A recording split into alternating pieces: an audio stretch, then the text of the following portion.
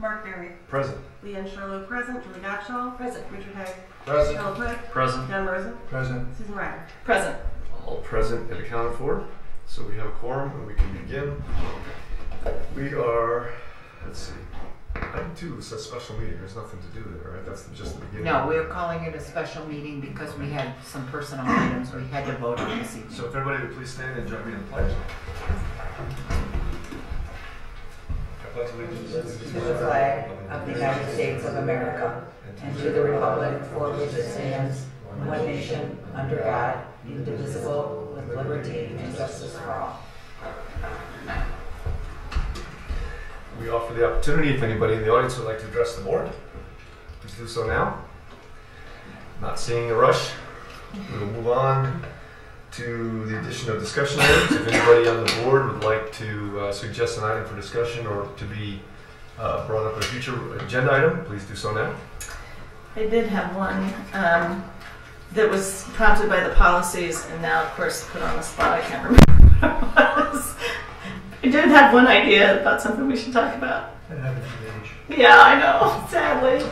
Let me just take a quick look through If you it. shout it out in between items later on, we'll go with it. Excellent. That would be good. Well, maybe while you're looking, one thing, and it's probably already on an agenda somewhere to discuss, but is that the fund balance that we saw the last meeting I was at, which was 2 meetings ago, the line going precipitously down over the years. When we talked about? We actually talked about that at the meeting that you were gone. Oh. But I know that we will be bringing that back again as we make more decisions about the alternates at the middle school. Okay. And that comes after the next set of the next bid opening. We'll have more concrete numbers Okay. if we're making any money back. Okay. So the bottom line is you'll hear it several times. Okay. We made like $100,000 or so back on the last bid opening. I don't know if you were here for that. Yes. Yes. Oh, I know what it was. See? Thank you. I did just long enough.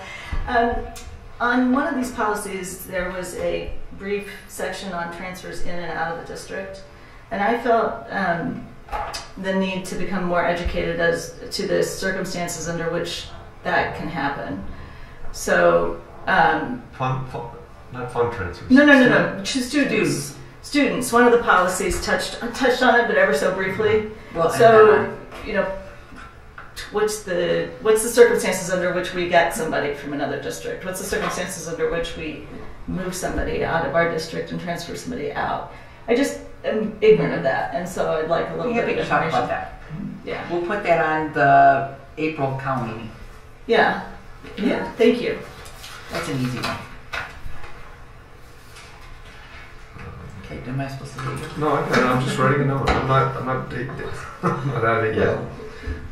All right. So now for discussions, item 6, for 6A, we're going to go to our bond extension abatement, and I believe Tammy's we have here. a special guest again from PMA, Tammy. If our special guest could introduce herself up at the microphone, or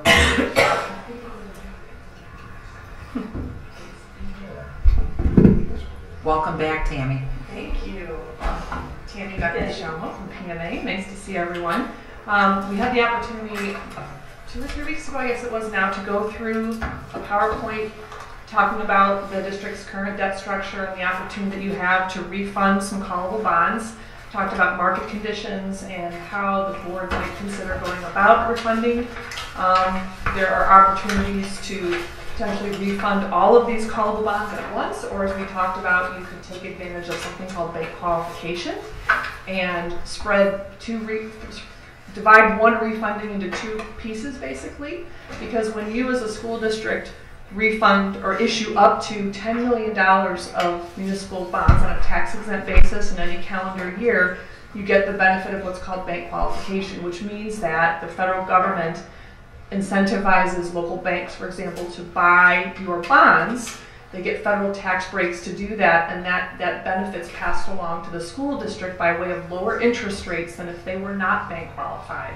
So we talked a little bit about why you as a board might want to at least consider, rather than refunding all of the callable bonds now, which is about $14.5 million of principal from the 2008 bonds, you could consider refunding all of them now on a non-bank qualified basis, or you could wait and do a piece of it now and do another piece in 2017. It has to actually close in calendar year 2017 because you get up to $10 million of bank qualified benefit every calendar year. And it could close in 2018 as well. Sure, you could. You can go past the call date. The call date is June 30th of 2018. That's correct. You could do it anytime before then. Right. One of the proposals here on page 6 and elsewhere is a 2018 on the second tranche. Right. The right-hand column. Mm-hmm. Okay. Yeah. So, I think you might. What date is that? Is that the February 23rd one? Page 6. Page 36 of our. That's right. You've got the right Yeah, one she's there. got the right one. That, it's the same. It's page 6 in the one that I emailed to you yesterday, and I think it's the same page 25 as this one. So this is It's the same. 25 and 6 are the same things? It's the same. Okay. Yes, I think so, yes. So if you remember, we looked at a couple different analyses here, and there's a couple other things I want to mention tonight as well, as I know the board has been contemplating how it might want to go about refunding the bonds. So on the left side of the page, and I know again it's probably easier for you to look here at your places, the left side looks at a non-bank qualified analysis. The first one being what's called an advance refunding in 2016, and that simply means it's an advance refunding because you're more than 90 days away from the June of 2018 call date on those 2008 bonds. So if you did that now, under current market conditions, you could see what the savings are on a present value basis. It's about $1,160,000. Comparing that to waiting and refunding all of the bonds on a non-bank qualified basis, if rates stayed the same, it'd be about $1.96 million. Okay, so there's the benefit of just waiting, but we don't know if rates will stay the same. Just, if I can, put that in context for a second. If we wait, let's assume we decide to wait, and if it goes up 100 basis points, the savings is 1.141, which is less than what we would get if we took it today. So that's the whole betting, short of burning hand with. Yeah. If you as a board said we're committed to doing a non-bank qualified refunding, we just aren't sure if we want to do it now or if we want to wait. Right. In this case, and do it in 2018, you're exactly right. So they go up with more than 100 basis points, you'd be better off doing it today. Now, right. But that assumes the worst, or something that's got to be close to the worst case scenario. Really good economy, chugging along, 1% increase in interest rates over the course of the next 2 years. And that seems unlikely. And the difference there is 1.14 versus 1.16. I mean, it's $16,000 if we would wait, do non-bank qualified in 2018, all non-bank qualified, and interest rates went up 100 basis points. Well, I think we're talking a little bit maybe apples and oranges. Okay. Let me back up, because I think one piece of information that will help. I think what might be most useful to you right now is to know if I look at, as a board, at doing a non-bank qualified transaction today versus doing a bank qualified transaction today. So we do an approximately $90 million on issue now, and I wait until 2017 to do the rest. So 2 BQ transactions, one in 16 and one in 17. What is the break-even point on the savings there? Okay, does everybody follow that? Yeah. And the difference there is 85 basis points. It has to go up 85 basis points for us to, or more than 85 basis points for us to do worse than we would doing all non-bank qualified. Correct. Right. That's right. So that seems unlikely. Wow. I mean, in Europe, bonds are selling for negative interest rates right now. Europe and Japan, I mean, a year ago we would have said that interest rates weren't going down. Right? 2 years ago we would say that the interest rate's going down. I don't think we can assume in this analysis that there's no way it's going down. So I think we absolutely have to look at the bank qualified. I think it's leaving money on the table to not at least do half and half, or 60% now and 40% later, because that's a built-in 25 basis points that we know we're getting, that we're leaving on the table if we do NBQ right now. I agree with Susan. I also like the fact that we give something back to the residents Now, absolutely. Now, rather than waiting 2 years. Jay, you were going to say something I about think that? that's a big piece. Yeah. Well, as part of the discussion, if we were to abate our current extension for this year, we need to notify the county by March 15th. And as part of the last reissue, the board had committed to abating bonds about $120,000 to $150,000 a year for this year, next year, and the year after. So If we were able to. if we were able to. And I think there are a lot of things right now that would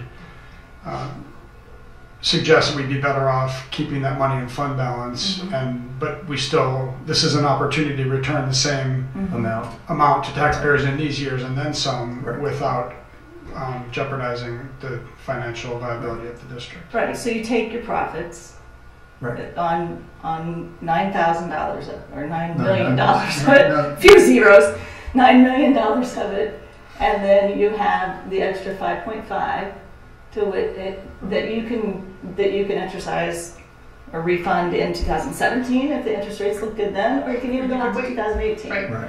I mean, it strikes me as BQ is the way to go. The only question in my mind is how much of those profits do we take right now? I mean, how much do we take 9 right now?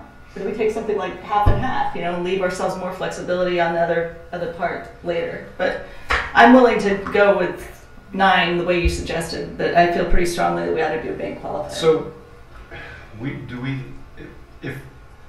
just make sure I'm understanding this. I apologize, I've got a head cold, so I'm not as clear as I'd like to be tonight. If rates do go up a quarter point, it looks to me like it goes up a quarter point in the 16-17 analysis, we might save 1.079 million, and in the 16-18 analysis, 1.147 million. And that's both lower than an NBQ. If you take the money today. That quarter point is today's rate, though. So that's assuming that if we did it today, it's at a 25. So you have to compare page 6 to page 25 to page 28 in order to figure out what would happen if you get 9 million now and 5.5 million at a point more, or do you know what I mean? Because the analysis doesn't line up unless you assume that the rates go up right now. Right. It's not. But this may help.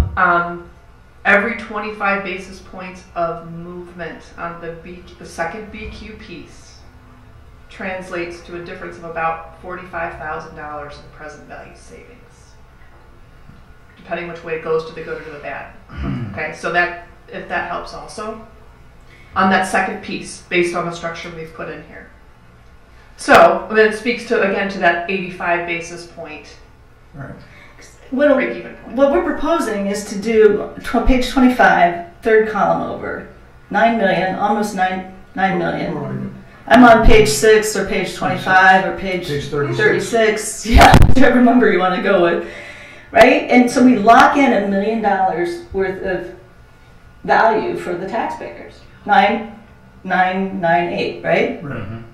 Present value. We can't lock it into actually price, but right. The current, yes, assuming everything changes, even if it goes up a 25 basis points, we lock in 837 on the next page, right? So assume things stay the same, we lock in 998, and then depending on where the rates go and how long we wait, we get the additional 250, or maybe something less than that. We could get as much as 250 more, right? Sure. Yes. It depends on where rates are, as you said.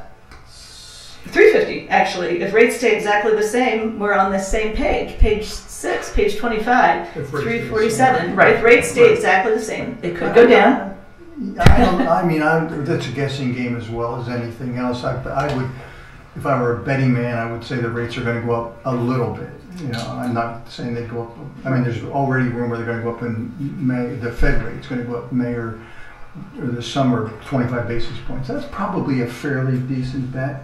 And maybe that's the way we ought to think about this in terms of potentially a 25 basis point increase. Yeah. You'd also, if I may interject, you also asked the question about, well, should we refund $9 million in 16? What Yeah. amount should Right. it be? I threw that out there. Sure. Well, and we put the structure together for the BQ in 16 or 17, or even 16 and 18. We are purposely picking bonds to refund on a BQ basis in 16 further out, where there's more bank qualified benefit. That also means then, whenever you're ready to do the refunding in 2017 or 2018, what's left, it's on the shorter end of the yield curve where there is less interest rate risk. Mm-hmm.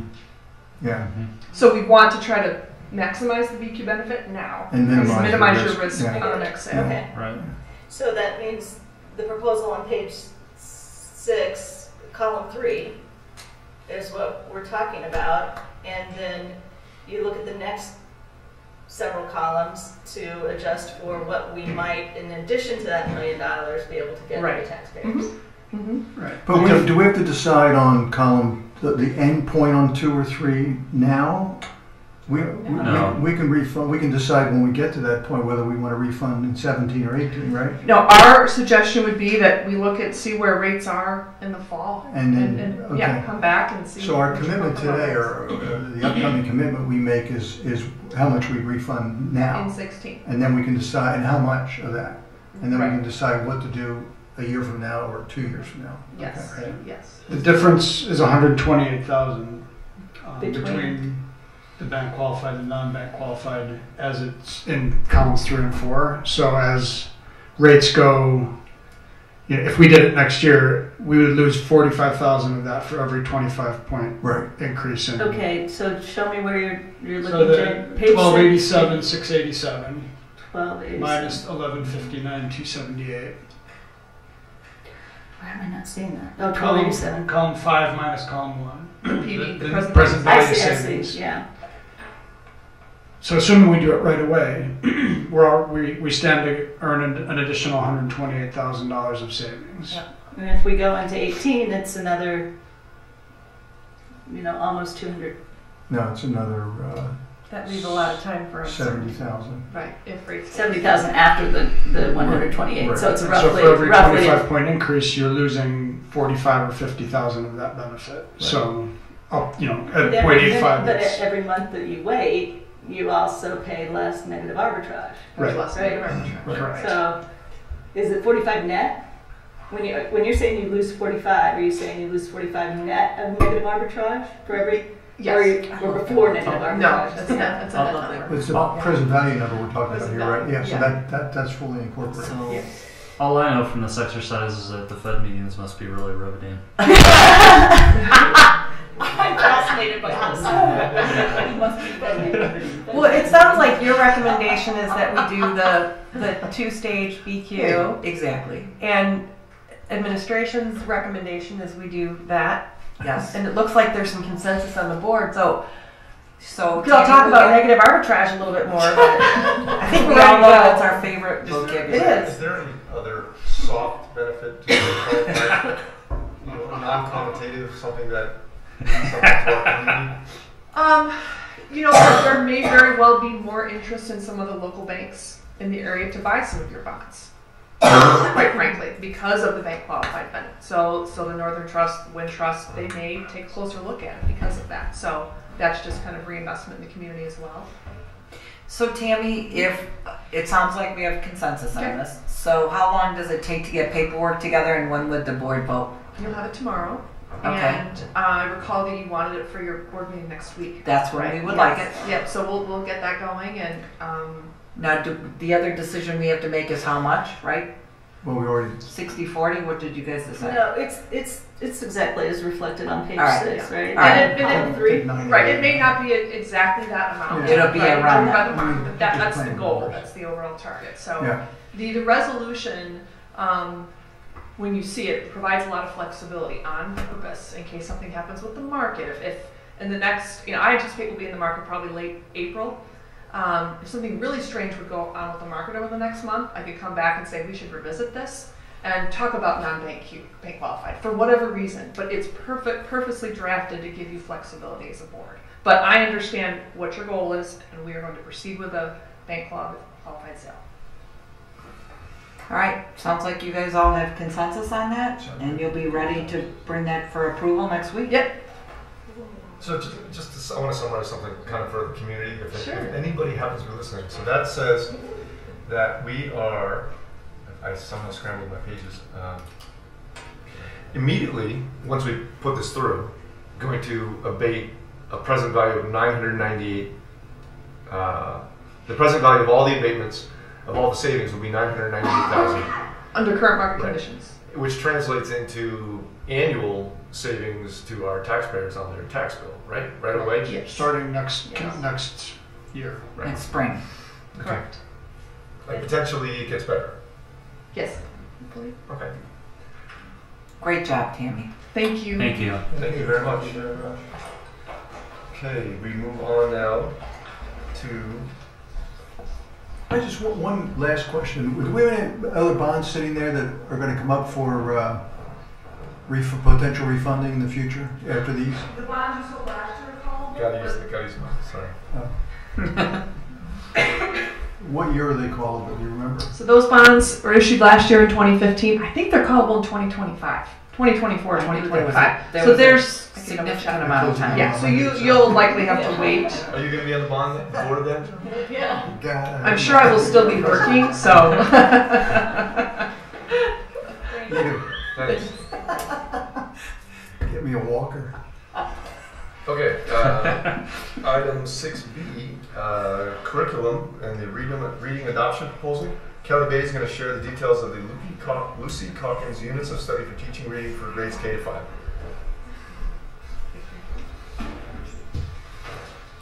All right, good evening, everyone. I am back this year to propose a couple of adoptions this evening. So we'll kick off with reading. I did share with you quite a bit of overview information about the Reading Lucy Calkins units of study, and I will share quite a bit verbally, but I thought some of those overview descriptions might be helpful to paint a picture of what the units of study are all about. But I think where I want to kick off is last year I was in and presented, you may recall, on the writing units of study with Lucy Calkins.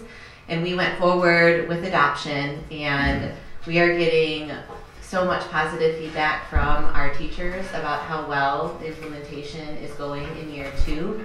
We've taken on additional writing units. The students are growing. They are so impressed with what is being produced, the practice that students are getting, and the level of writing from kindergarten all the way up through 8th grade. We additionally are noticing that our scores are beginning to reflect this hard work that's happening throughout the classrooms.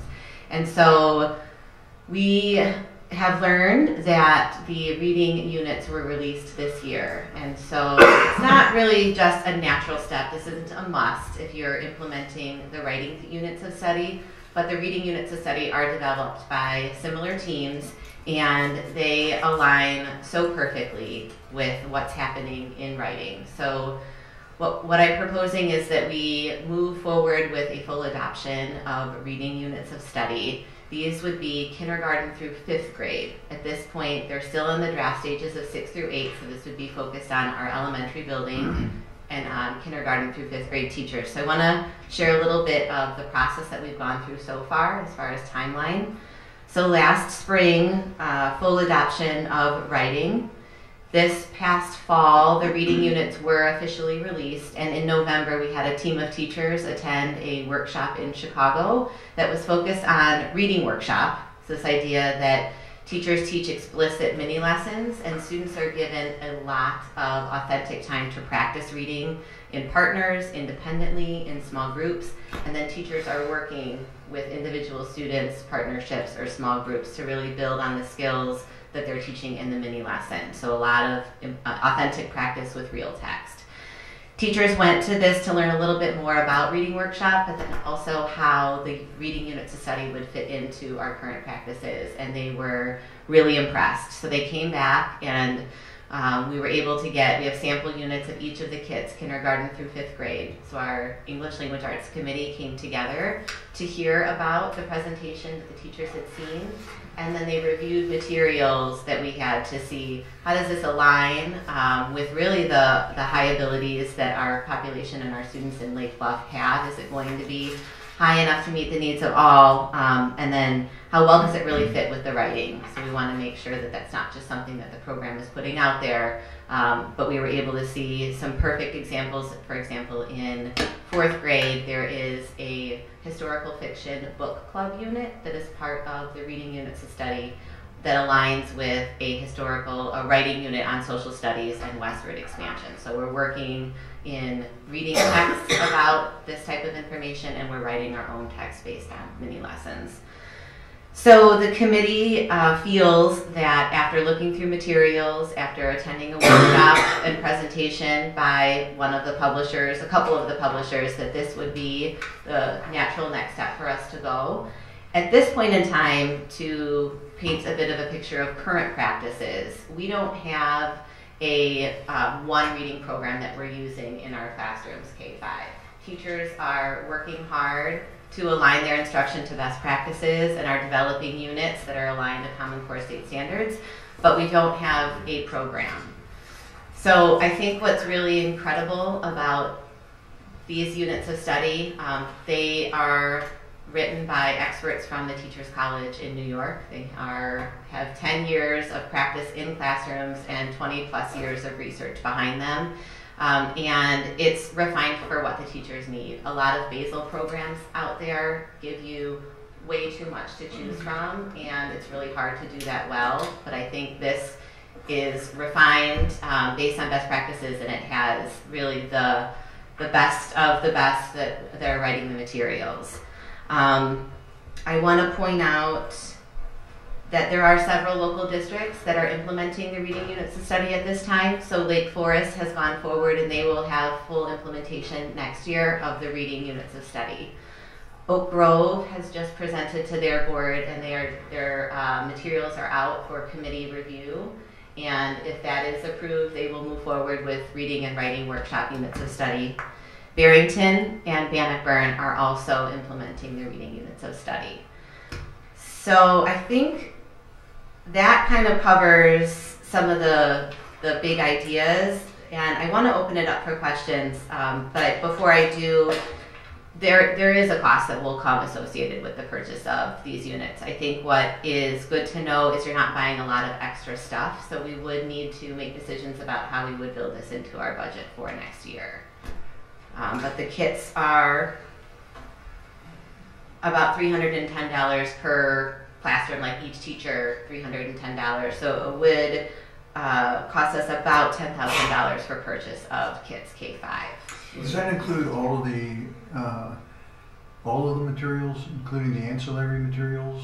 So at this point in time, the kits, and I have some materials in a box that I brought along. So your teacher guides with information about teaching points and mini lessons. They come with a beginning trade book library that the teacher would be using to model and conduct those mini lessons. It's possible down the road that we would want to look into enhancing our classroom libraries, but it is not a must for next year. This is also important because, excuse me, as you know, board policy says that the board approves curricular decisions. So the team gets together and goes through the philosophy, as Kelly said, etc. They look at the curricular materials. Kelly makes the presentation, which she will also be doing tonight on another subject area. And then we also have to display the materials according to our board policy. So we'll send out a notice saying the material, remember when we did that last year? We actually did have some parents come by and look at some of the materials too. So. And I believe it's up to 2 weeks that we have those 2 out weeks for review. And then we can bring it for the board for approval for the materials. You said that one of the things you considered was how challenging it was, or is it challenging enough for our students? I was wondering, how well does it meet the needs of all students, from the gifted student to the child with learning differences? So one of the beauties of Reader's Workshop and the workshop model is that lessons are designed with big idea teaching points. So readers look for small details in text to identify the main idea. And it's really about then the level of text that students are practicing in. So what the reading units of study does for us is it creates a scope and sequence and a guide for the instruction that teachers should be delivering to their classrooms. And then we can meet the needs of different learners by providing text that's at their level. So we can either raise that level of text or lower it. Like I said, there's a lot of work in terms of partnerships, and so when we think about groupings in classrooms, we're putting like-minded or like-ability readers and writers together so that they can work to learn and understand. But I do think absolutely it lends itself. And I think another indicator of that are some of the surrounding districts that are moving forward with adoption. So I do think that based on the populations in Green Oaks and Oak Grove, Forest and Barrington, in addition to others, that it would be a good fit for our students. So Kelly, when would it be implemented? The hope would be that we could implement next year. So we would use this summer to do some professional development and really look at the units closely so that we can plan for instruction. What's really great is because it's so aligned to the writing, the instruction, it's not going to be something that's so brand new and foreign. We know the structure of a mini lesson, a link, we're going to launch kids off to practice, and then the small group or partnership work that comes along with that. And how will it work for today's 4th grader who will be next year's 5th grader going from whatever program they've been in to this one? That's a really great question. So because the instruction that we've been delivering now is so well aligned to reading, informational and literature text, the units of study are also aligned. So the big ideas behind it, they will have had that support. We'll be having to review closely to see where we need to have adjustment. Similar to the writing, students are kind of placed into something where they haven't had the background. And so our committee is going to do some work to see where we might be able to pull from different units if possible. But we would, if 4th grade would enter at the 4th grade unit, I think our students are capable of handling it. And then our teachers will just do the hard work to see if we do need to make adjustments or modifications. Can you highlight a little bit how this program is different than the prior one? Sure. We currently are not using a program.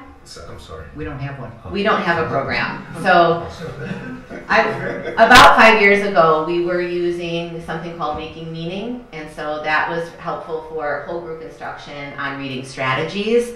We had made a decision when we began our alignment process that that program really didn't, there wasn't enough student thinking that was a part of it. The teachers are doing a lot of the talking and a lot of the thinking and a lot of asking questions. And we know that as we move towards students being college and career ready, that they need to be doing the talking and the thinking and the asking of questions. Certainly, explicit instruction goes along with that. But about 5 years ago, teachers and teams and grade levels began developing their own units that aligned with the standards. And it's been a lot of work for our teachers. They, of course, have risen to the challenge and are doing great things. But I do think bringing this in is going to bring some relief, but also is going to maintain that level of instruction. What were the biggest concerns of the teachers? About bringing this in?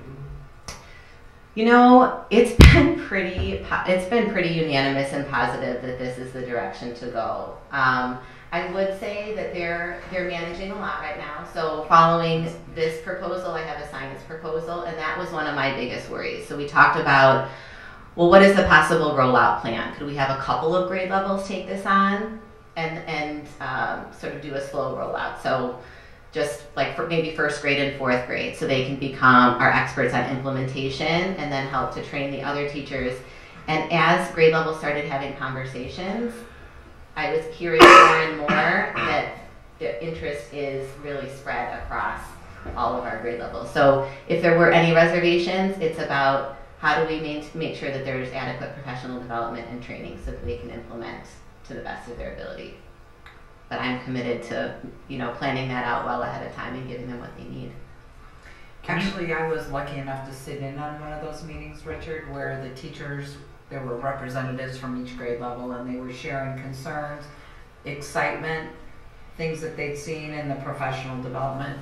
And Kelly just does a phenomenal job of really listening to all the teachers. And what it does is it builds the excitement in the room with all the teachers because they really want to do this.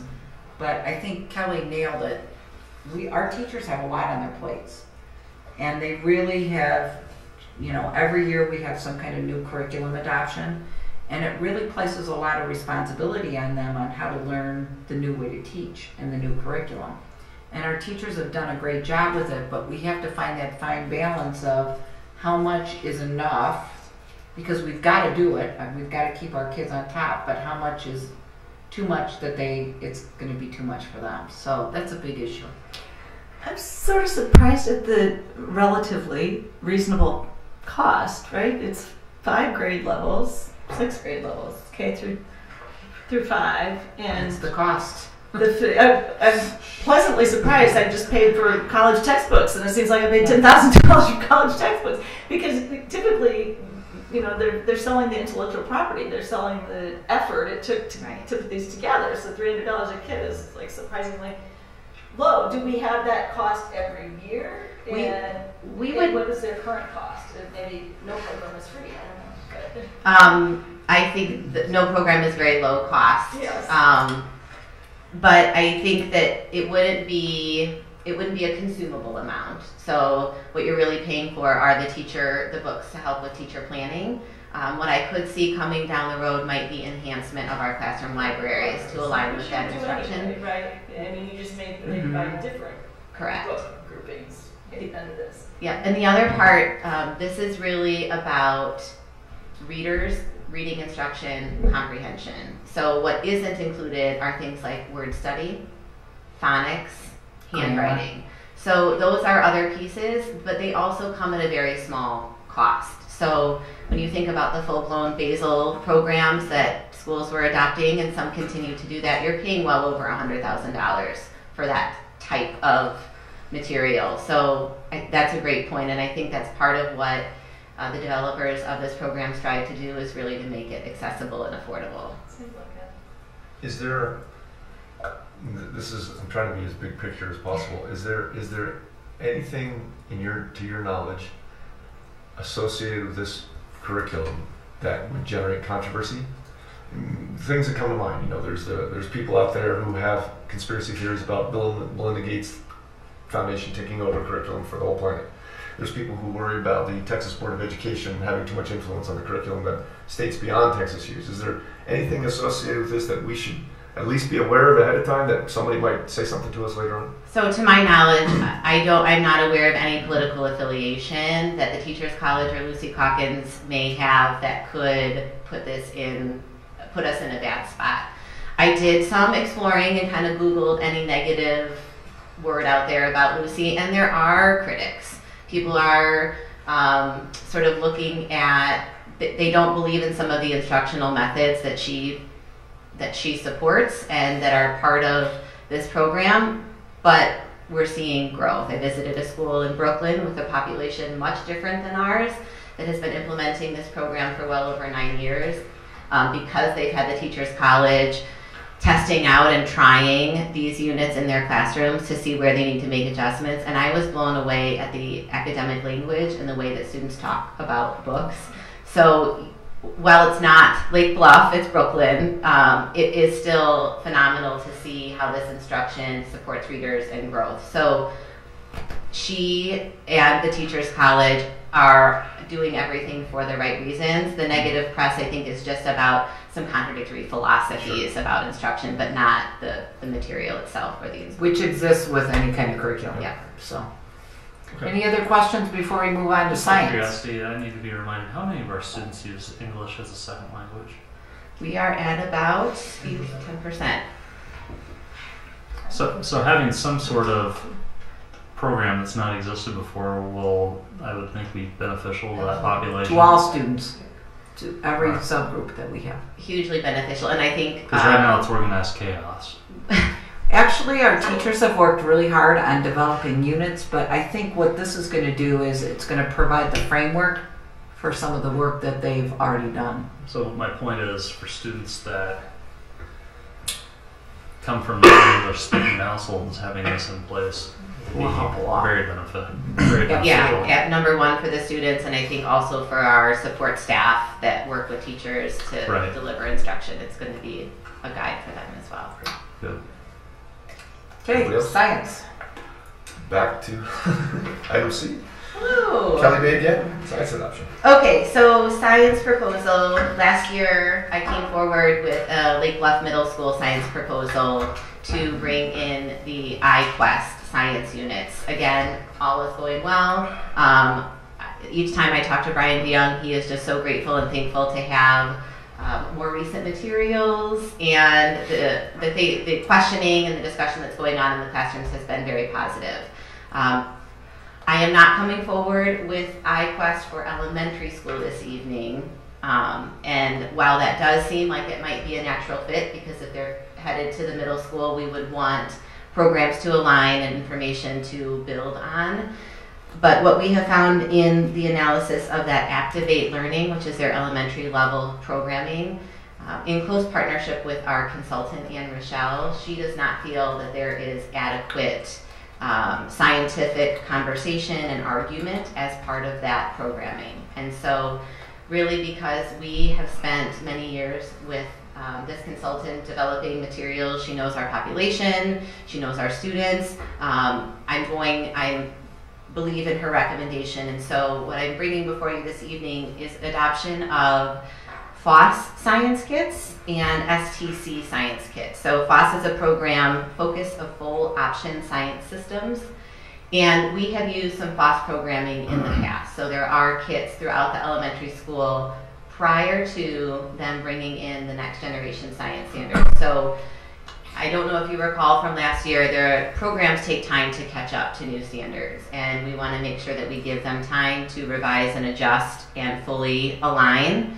And so there have been what they're calling second generation FOSS kits that have been released. And so in working with our consultant and a science committee, we had some work done at 2 years ago. We started to review the next generation science standards and really began developing our elementary teacher understanding for what shifts were coming.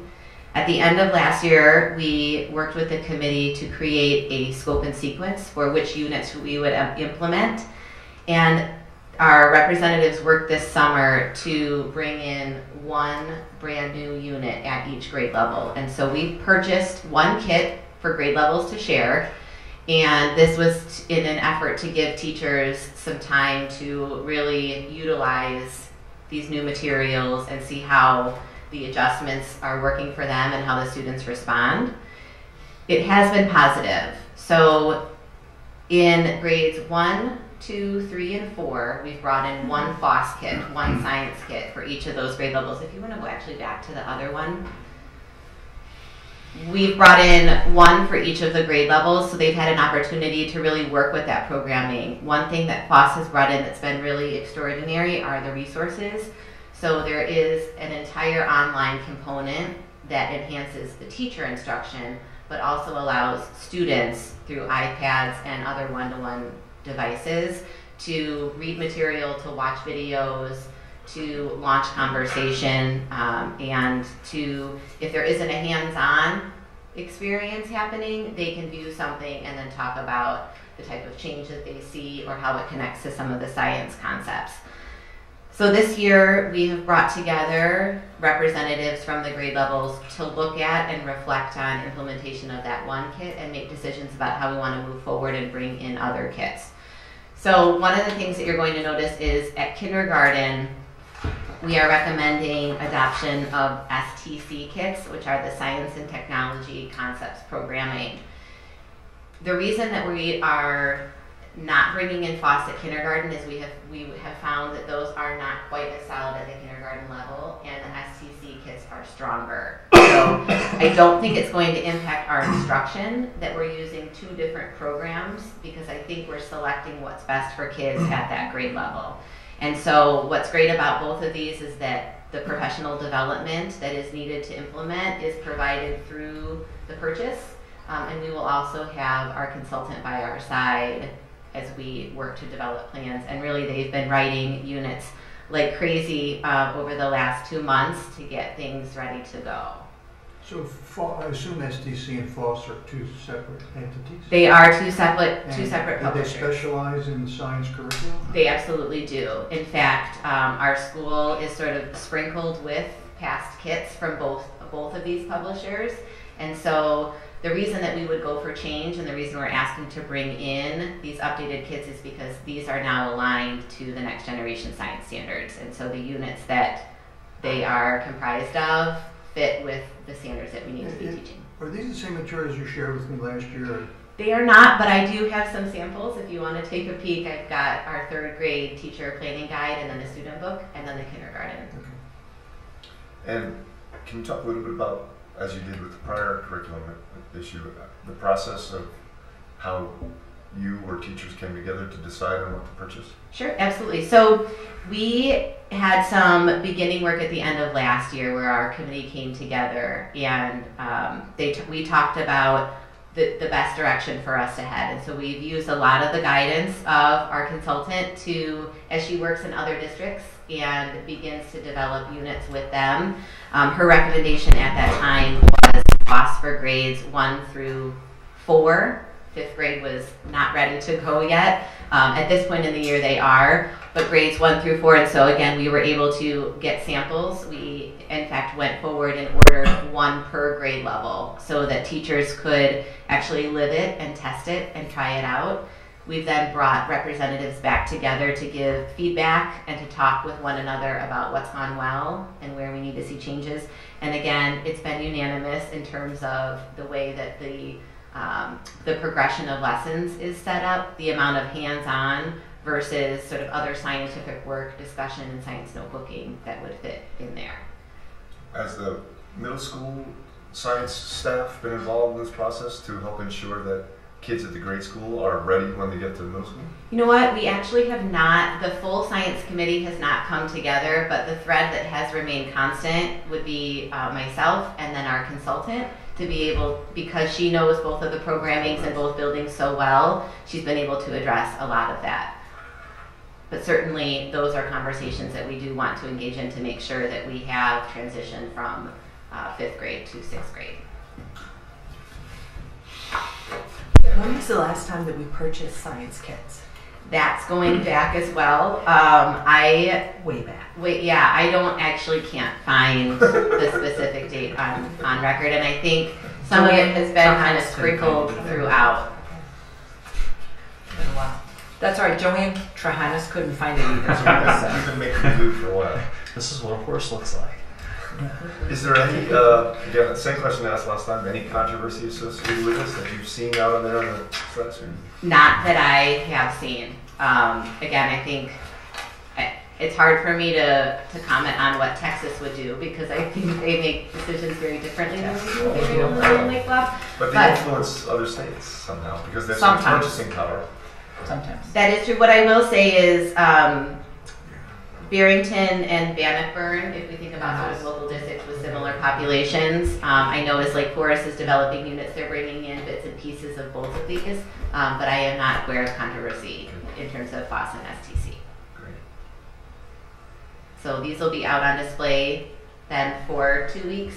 So I will have sort of a smattering of grade levels for people to come in, community members to look at, and we'll set up shop at the elementary school in the main Kelly, hall. I think last year you did the little blurbs in the teacher newsletters. Yep. That's probably the best way. Absolutely.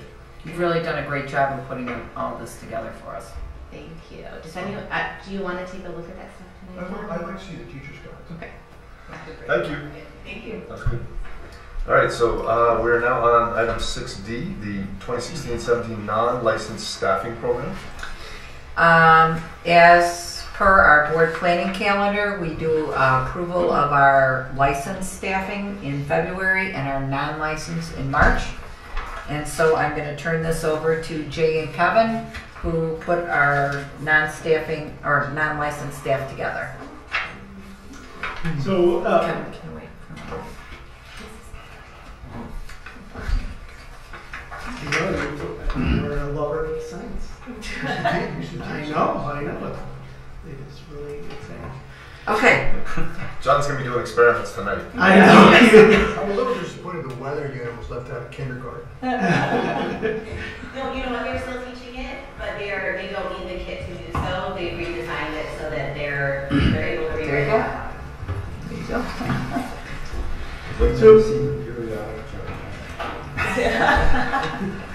So after we talked in February about the licensed staffing plan for the 2016-17 school year, then we move on to talking about the non-licensed / educational support staff plan for the 2016-17 school year. And so we have that for you this evening.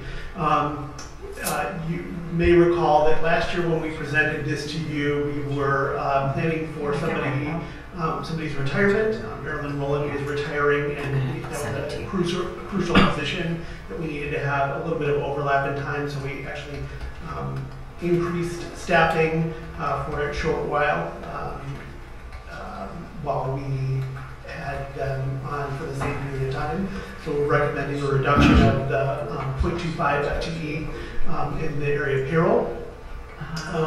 And then the other area is that last year when we met with the two other boards from Lake Forest and talked about special education staffing, one of the areas that we really looked closely at was how much money all of us were spending on our physical therapy staffing time and what that specifically looked like.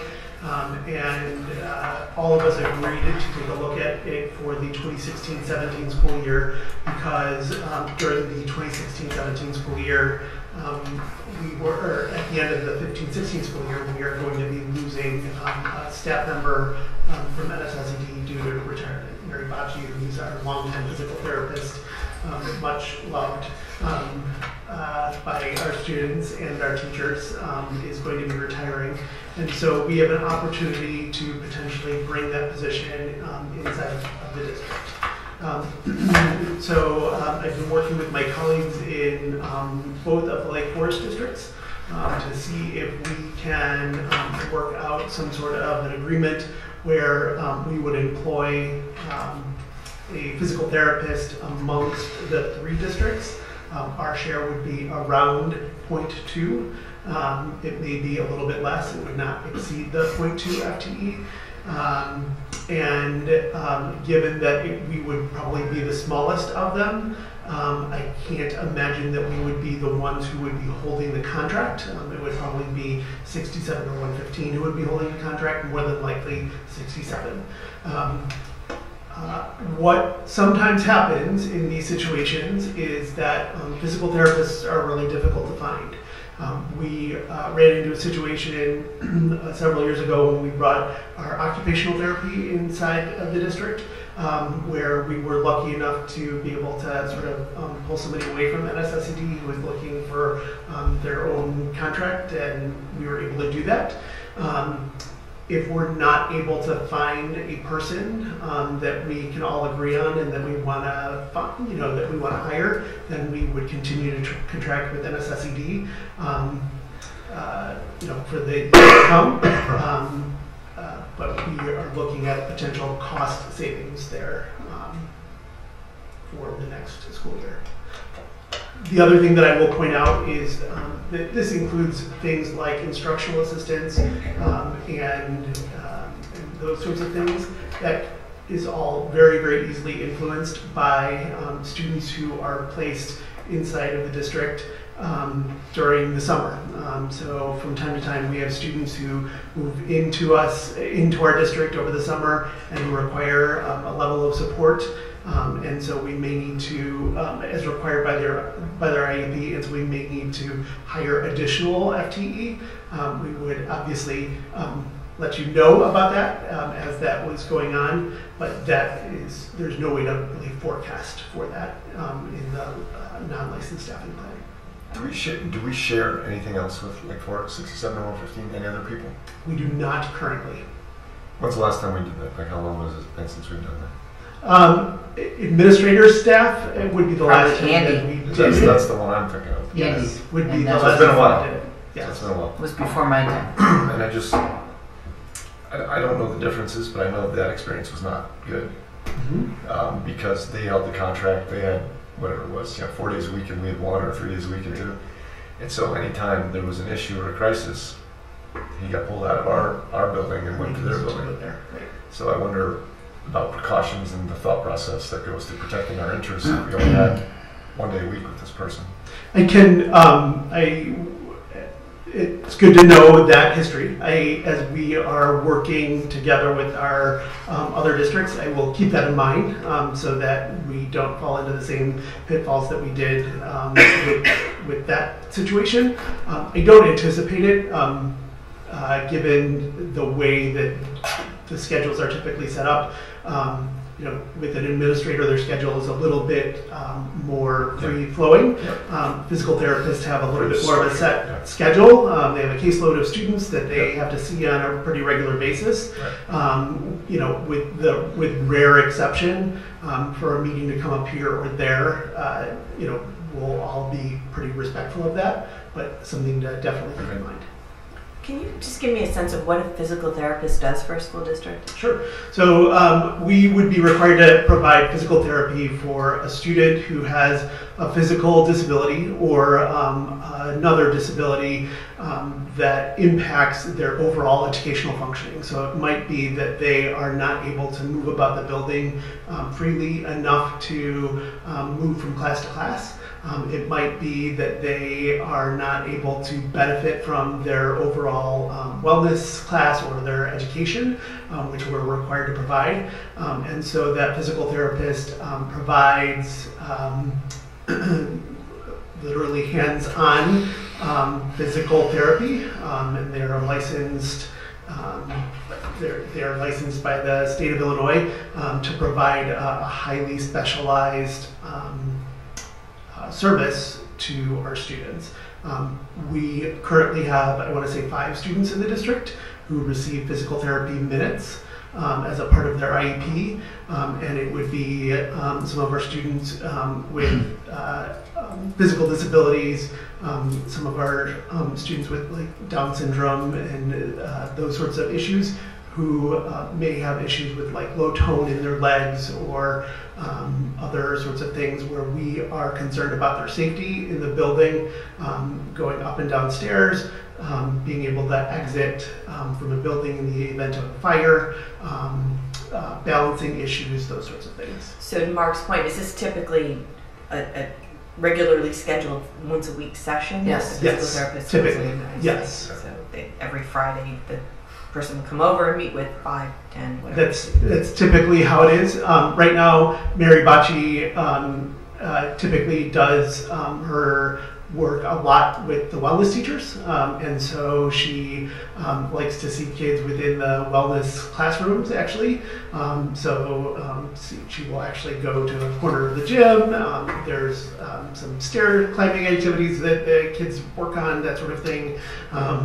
But really, those are all within our purview to make sure that students are safe at the elementary and middle schools. So the bottom line for non-licensed staff is we are generally saying that we're coming in even. We're really going to be down minus 0.05. Although actually, if I understood, the 0.25 was a temporary position. We anticipated going away anyway, right? So really we're up. That we stepped up. We stepped up for this year. Yes. Yep. Right. So we're Yes. 0.2. You're right. Any questions on that? Because we'll be bringing that for approval next week. Then staffing's done for another year. Anybody else? Thank you, Jay, and thank you, Kevin. Jay, Actually, can I just Another amend question? that? It's not a question, but I just want to amend. We're not really even up the 0.2 as I understand it, because we're not going to be paying NSED for that. So it's Correct. really then Correct. a wash. Oh. Right. It's cost neutral, and depending on who hires the person, they may not show up in our.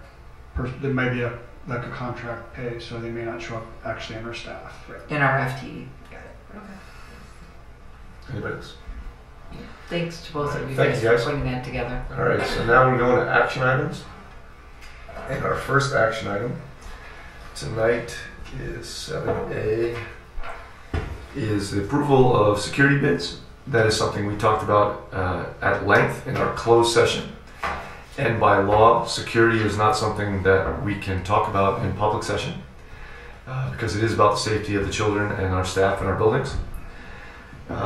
We talked about the purchase of equipment for the middle school and the elementary school. May I have a motion to approve the security bids at a total cost of $141,630 as recommended by the administration? So moved. Second. Any other comments? Okay, roll call vote, please. Mark Berry, Yes. Julie Godchill, yes. Richard Haig, Yes. Philip Hood, Yes. John Rosen, Yes. Susan Ryder. Yes. Motion is approved. And then, our final action item. And Oh, we no, have two no, more. oh, not a final. Our next action item is the approval of policy for first read. In this case, we have 1, 2, 3, 4, We have many. many policies to review. And actually, the policies were reviewed at a policy review committee meeting with Julie and Susan. Kevin attended because some of the policies were under his supervision. Jay made some suggestions on some section 4 policies. So I'm going to turn it over to Julie and Susan, and if there's anything you want to add to that. The meeting was a while ago. There's nothing I want to add to that other than to say I've looked at everything again. It all looks fine to me. I would agree. I noticed one thing. There was something in there about the IHSA, Mm-hmm. and it was taken out and then put in the IESA. But then I noticed again there was the IHSA referenced again, so we might want to look over it again. All right, so just make sure it's IHSA. No, IESA, right? So Okay. All right, word search. we'll have to check it out. Anybody else have any comment on the policies? No, I'm going to try to not read all these policies because my voice will not hold up for. You don't need to, because our policy committee did. Oh, Mark. No, I mean read them out loud now. Okay, what is it? Observation, point 13 under curriculum. Which policy? What policy are we in? Curriculum. Number. Policy number. Point 13. It's got to be in 6, It's probably. on page 79. 650. 79, so 660. yes. 660. We're there. And once again, we've left out the Scandinavians. And I actually noticed also we don't mention them in our world cultures at all, any of the Scandinavians. I will We respectfully. mentioned, which to the public, we mentioned the African Americans, Albanians, Asian Americans, Bohemians, Czechs, French, Germans, Hispanics, And the Slovakians are in there too. Hungarians, Irish, Italians, Lithuanians, Polish, Russians, Scots, and It's Slovakians. Yeah. History of this country. it's Leif Erikson discrimination, actually, really. I will respectfully refer that suggestion to the board. Thank you. Policy committee, Yes. maybe Yeah. something you want to take up with your state legislator. Hey, he got here like 200 years earlier and in half the time, so you Yeah. know, maybe one of our teacher institutes today, since we dropped Columbus, maybe we could have Leif Erikson half day. Half day. Because They already have a parade downtown. You know what, Richard and I would tell you, anytime you would like to come debate that with our policy committee, we would love to The have you. Polish are in there. Actually. time for some new members. We're getting way too chummy. All right. You guys have a lot of important input, and I appreciate that, Rich. That's helpful. So may I have a motion to approve policy for all of the policies for first read as presented by the Policy Review Committee and are included in your board package should anybody want to look this up. So moved. Second. Is this going to cost us money? Nope. Roll call vote, please. Oh, no. All in favor? Aye. Opposed? The motion is passed. And then we go to the final action item of the evening, approval of personnel report. In this case, we're talking about a motion to approve the personnel report for March 8th, 2016, as printed by the administration, which includes a leave of absence for Patty Briggs, our school psychologist at LBES, effective February 17th through March 28th, 2016, for medical reasons. I have a motion to that effect. So moved. Second. Any questions or comments? Okay, roll call vote, please. Julie Godchill, yes. Richard Haig, Yes. Philip Hood, Yes. John Rosen, Yes. Susan Ryder, Yes. Mark Berry. Yes. Motion is approved. All right, we're done with action items. Moving on, public comments. Anybody who'd like to address the board, please feel to do so now. Not seeing any of that. May I have a motion to adjourn the special Board of Education meeting for March 8th, 2016 at 8:07 p.m. So moved. Second. All in favor? Aye. Opposed? Okay, we're adjourned. Thank you.